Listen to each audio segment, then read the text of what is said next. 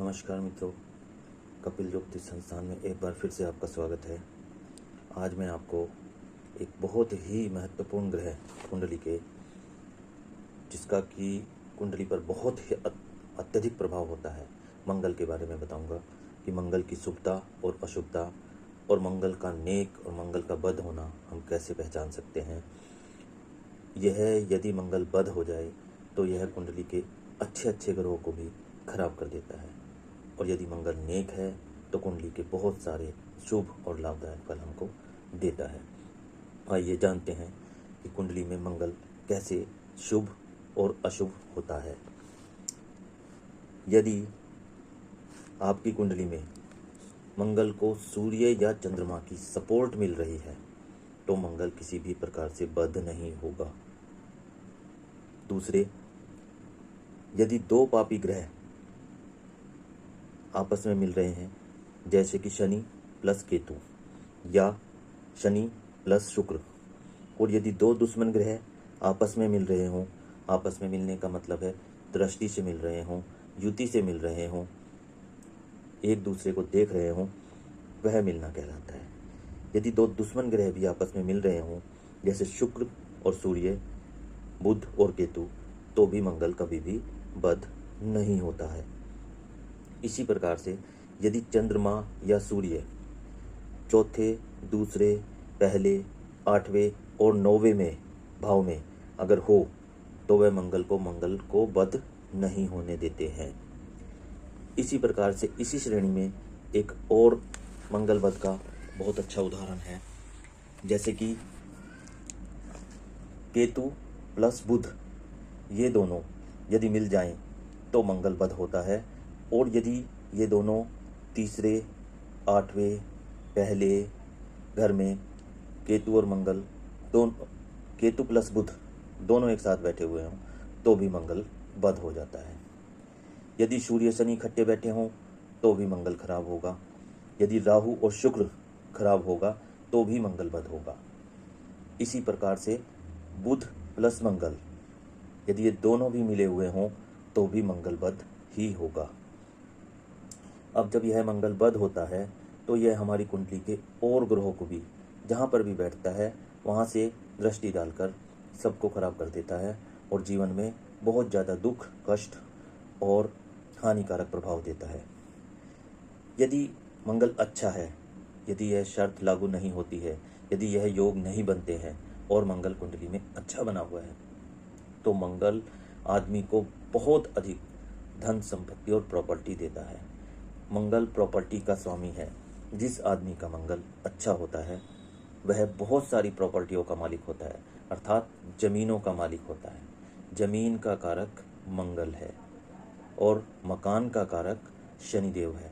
जिस आदमी का मंगल अच्छा होता है वह बहुत ज़मीनों का मालिक होता है, एक नहीं कई कई जगह उसकी ज़मीन होती है।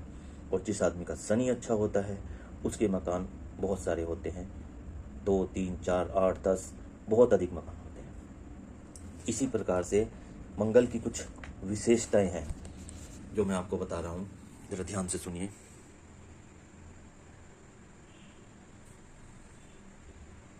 अगर मंगल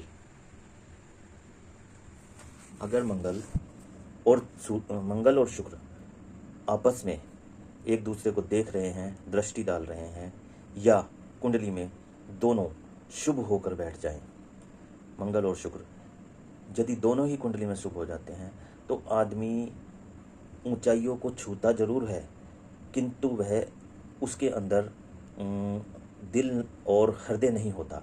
वह उसके बिजनेस के आगे, उसकी सफलता के आगे जो भी रोड़ा अटकाता है वह उसको अपने रास्ते से हटाता हुआ अपनी केवल एक ही उद्देश्य को रखता है कि मुझे जो है ऊंचाइयों को छूना है, इस उद्देश्य को प्राप्त करना है, धन संपत्ति को प्राप्त करना है।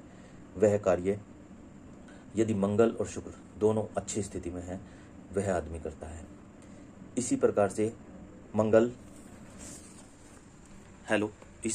मंगल यदि पहले घर में है, लग्न में बैठा हुआ है, तो उसके कोई ना कोई भाई जरूर होगा।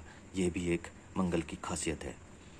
और यदि मंगल दूसरे घर में बैठा हुआ है तो यह दूसरों को पालने वाला होगा। अर्थात किसी भी छोटे भाई बहन, दूसरे के घर और अपने से बड़ों सबको संभालने वाला होगा यदि मंगल दूसरे घर में बैठा हुआ है।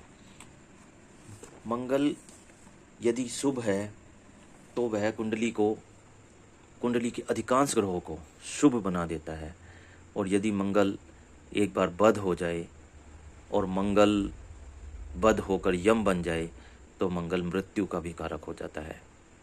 इसलिए मंगल से सावधान रहना भी जरूर है, मंगल की पूजा करनी भी जरूर है और मंगल को खुश रखना भी जरूर है। मंगल का एक साधारण सा सबसे छोटा उपाय तो यही है कि यदि मंगल आपका खराब है, बद है, तो आप जो है हनुमान चालीसा का पाठ करें जब भी आपको समय मिले, कम से कम शनिवार और मंगलवार को तो जरूर ही करें। यदि कुंडली में मंगल चौथे भाव में बैठ जाता है, चौथे भाव में बैठकर मंगल बहुत अशुभ फल देता है, बहुत ज़्यादा अशुभ फल देता है। बच्चा अपने घर के धन का, ये समझिए कि अपने घर के धन का नाश करने वाला ही होता है। वह बच्चा किसी की नहीं सुनेगा। अगर उस पर अच्छे ग्रहों की, सूर्य चंद्रमा की सपोर्ट नहीं मिल रही है तो उसको कितनी धन दौलत दे दो, कितने बिजनेस चला के दे दो, वह सबको खराब कर देगा, सबको बंद कर देगा। ये मंगल चौथे की एक विशेष खासियत है। इसका एक विशेष उपाय भी है। यदि आप एक मिट्टी का खाली बर्तन लें और उसमें शहद भरकर और ऊपर से लाल कपड़े से मुंह बांधकर आप किसी भी वीरान ज़मीन में उसको दबा के आ सकते हैं, तो चौथे घर का मंगल आपका सही फल देने लग जाता है। प्यारे मित्रों, यह आज मैंने आपको मंगल के बारे में बताया।